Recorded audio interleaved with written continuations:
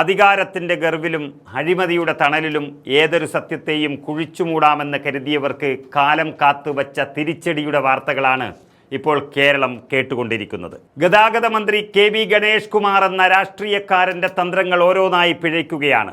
ഒരു വശത്ത് മന്ത്രിയുടെ ഭാര്യ ബിന്ദു മേനോന്റെ കമ്പനിക്ക് സർക്കാർ സ്ഥാപനങ്ങളെ ഉപയോഗിച്ച് വഴിവിട്ട സഹായം നൽകിയെന്ന അഴിമതിയുടെ നാറുന്ന കഥകൾ പുറത്തുവരുന്നു. മറുവശത്ത് സോളാർ കേസിൽ ഉമ്മൻചാണ്ടിയെ കുടുക്കാൻ ഗൂഢാലോചന നടത്തിയെന്ന ആരോപണത്തിൽ കോടതി നടപടികൾ തടയാൻ നോക്കിയ മന്ത്രിക്കേറ്റ പ്രഹരം. ഈ രണ്ട് സംഭവങ്ങളും കൂട്ടിവായിക്കുമ്പോൾ വ്യക്തമാകുന്നത് ഒന്നാണ്: പിണറായി വിജയൻ സർക്കാരിൻ്റെ തണലിൽ ഇത്രകാലം ആടിത്തീർത്ത നാടകങ്ങളുടെ തിരശീല ഇപ്പോൾ വീഴുകയാണ്.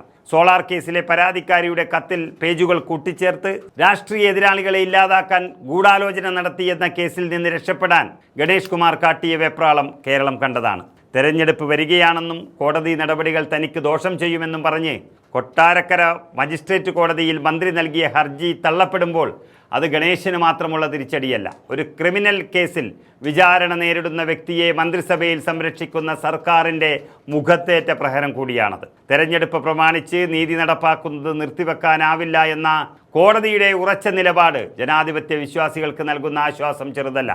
എന്നാൽ കോടതിയിലെ ഈ തിരിച്ചടിയേക്കാൾ ഗൗരവമേറിയതാണ് മിൽമയെയും കേരഫെഡിനെയും മറയാക്കി മന്ത്രി നടത്തിയ സ്വജനപക്ഷപാതം.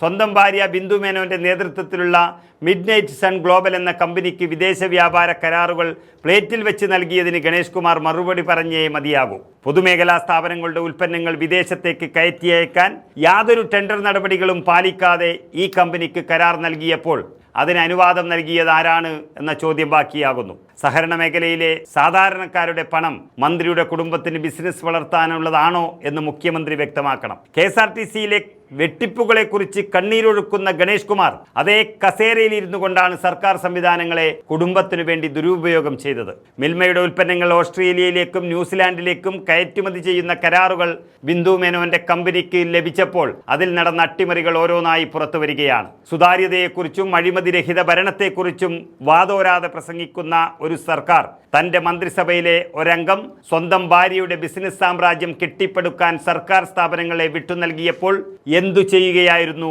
എന്നാണ് ചോദ്യം. ഈ രണ്ട് വാർത്തകളും തമ്മിൽ ആഴത്തിലുള്ളൊരു ബന്ധമുണ്ട്. രാഷ്ട്രീയമായി തന്നെ വേട്ടയാടുന്നു എന്ന് വിലപിക്കുന്ന മന്ത്രി ആ പുകമുറയ്ക്കുള്ളിൽ ഇരുന്ന് വലിയ സാമ്പത്തിക കൊള്ളയ്ക്കാണിപ്പോൾ കളമൊരുക്കിയത്. ഉമ്മൻചാണ്ടിയെപ്പോലൊരു ജനനായകനെ ചതിയിലൂടെ കൊടുക്കാൻ നോക്കിയ അതേ മനസ്സ് തന്നെയാണ് അധികാരം ഉപയോഗിച്ച് പൊതുമുതൽ കവരാനും മടികാട്ടാത്തത്. ഭാര്യയുമായുള്ള കുടുംബ തർക്കങ്ങൾ വാർത്തകളിൽ നിറഞ്ഞപ്പോൾ അത് വെറുമൊരു വ്യക്തിപരമായ പ്രശ്നമായി കണ്ടവർക്ക് തെറ്റി.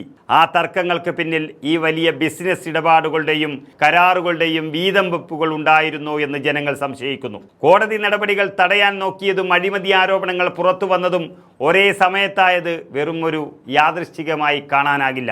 പിണറായി സർക്കാരിന് ഇത് പരീക്ഷണങ്ങളുടെ കാലമാണ്. അഴിമതിയുടെയും ഗൂഢാലോചനയുടെയും കറപുരണ്ട ഒരാളെ ഇനിയും മന്ത്രിസഭയിൽ വെച്ചു പുറപ്പിക്കുന്നത് ജനങ്ങളോടുള്ള വെല്ലുവിളിയാണ്. കോടതിയിൽ നിന്ന് തിരിച്ചടി കിട്ടിയിട്ടും അഴിമതിയുടെ തെളിവുകൾ പുറത്തു വന്നിട്ടും ഗണേഷ് കുമാർ രാജിവെക്കാത്തത് ആരുടെ പിന്തുണയിലാണ് എന്ന് വ്യക്തമാക്കണം. സ്വജനപക്ഷപാതം ഭരണഘടനാ ലംഘനമാണെന്നിരിക്കെ ഈ പകൽക്കൊള്ളയ്ക്ക് കൂട്ടുനിന്ന ഉദ്യോഗസ്ഥരും ഭരണ നേതൃത്വവും കുറ്റക്കാരാണ്. മിൽമയിലെയും കേരഫെഡിലെയും കരാറുകൾ അടിയന്തരമായി റദ്ദാക്കുകയും സോളാർ ഗൂഢാലോചന കേസിൽ ഗണേഷ് കുമാർ വിചാരണ നേരിടുകയും വേണം. കേരളത്തിലെ രാഷ്ട്രീയ ചരിത്രത്തിൽ ഇത്രയേറെ വിവാദങ്ങളിൽ കുടുങ്ങിയ മറ്റൊരു മന്ത്രിയും ഉണ്ടാകില്ല.